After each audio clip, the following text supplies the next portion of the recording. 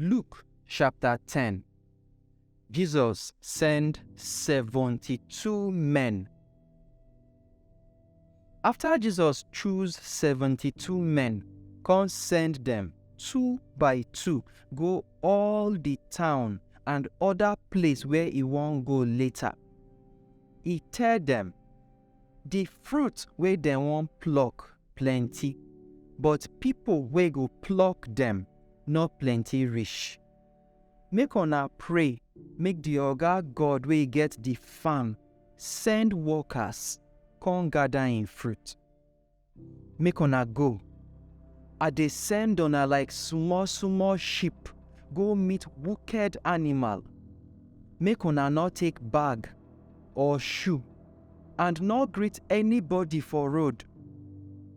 When una enter any house, make una first say, "May peace dey this house." If anybody wey want peace dey there, una peace go stay with am. But if e no dey, una peace go come back to una. Make una stay for that house, chop and drink anything wey dem give una, because anybody wey dey work suppose to get him pay. Make una no dey waka from one house go another. When una enter any town and dem welcome una, make una chop the food wey dem give una and heal the people wey no well for that town. Then tell the people wey dey there say, God kingdom don come meet una. But when una enter any town and dem no welcome una, make una go road come say, even the sand for una town wey dey our leg, we shake am comot, make e be witness against una. But make una know say God kingdom don come meet una.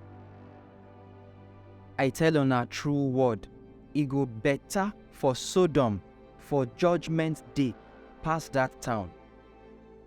Chorazin and Bethsaida people, curse dey una head. Because if to say na for Tyre and Sidon dey for do the miracles wey dey do for una town, the people therefore don turn from sin come meet God since. Therefore don sit down, wear sackcloth and put ashes for their head, come dey beg God make he forgive them.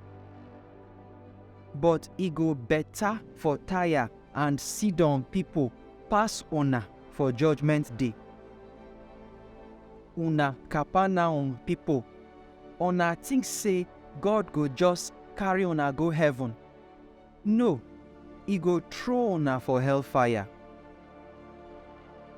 Jesus tell him disciples, anybody wey listen to una don listen to me, and anybody wey reject una don reject me and God wey send me. The 72 men come back with happiness. They say, Oga God, even demons they obey us when we command them with your name. Jesus tell them, I see Satan when he fall like thunder light from heaven. Make una listen. I don give una power to waka on top snake and scorpion and to overcome all the enemy power. So nothing go fit wound una. Make una not only dey happy say evil spirit dey obey una. Instead, make una happy say God write una name for heaven. For that time, the Holy Spirit come make Jesus dey happy. So he come say, I praise you, Papa wey be Oga God for heaven and earth, because you don't hide these things from people wey get sense and people wey wise. but you show them to your children. Yes, Papa, na so you want make it be. My papa don give me everything. Nobody know who the pikin be except the papa, and nobody know who the papa be except the pikin, and people where the pikin choose to show. Then Jesus come face him disciples, tell them small small. God don bless the person where in eye see waiting on her dey see. So I tell on a true word, many prophets and kings don try to see waiting on her dey see so, but they no fit see am, and they don't want hear waiting on her hear so, but they no fit hear am. Betta, Pesin, Parabol. One man wey sabi the law well come get up test Jesus. Teacher, wetin I go do to take get life wey no dey end? Jesus come ask am, wetin you understand about Moses' law? The man answer, make you love God, your oga God, with all your heart, your soul, your power and mind. Then, love your neighbor as you love yourself. Jesus come tell am, your answer correct. Make you do them, and you go get correct life. But the man wan show say he know well. So he come ask Jesus, who be my neighbor? Jesus tell am this story. One man dey travel from Jerusalem go Jericho, and thief come attack am for road. Dem naked am, beat am till he nearly die. Then come waka leave am. After, one priest dey pass there. When he see the man, he waka pass for the other side for the road.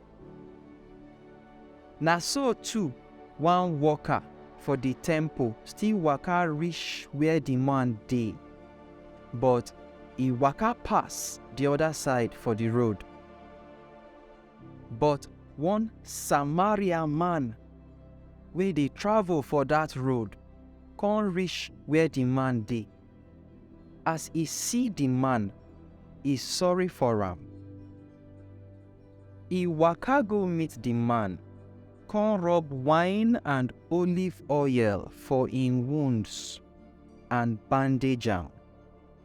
Then he put the man on top him horse, come carry am go one hotel, and he care for am that night. The next day, the Samaritan man give the hotel manager 2 silver coins. Come tell am, make you care for this man. When I come back, I go pay you any extra money wey you spend. Jesus come ask the man wey he dey follow talk, say, among these 3 men, which one you think say be neighbor to the man wey thief attack? The man wey sabi the law well come answer, na the one wey care for the man. So Jesus come tell am, make you go do the same thing too. Jesus and Martha. As Jesus and him disciples still dey travel, they reach one village, and one woman wey im name be Martha come welcome them for im house. Mary, wey be Martha sister, sit down near Jesus leg, dey listen to wetin he dey teach. But Martha no happy because of all the work wey he dey do. So he meet Jesus come say, oga God, See, my sister don leave all the work for me. Abeg, tell her make e come help me. Jesus answer am, Martha, Martha, you too dey wahala yourself about many things. Na only one thing dey important, and Mary don choose the correct thing, and nobody go fit take am from am.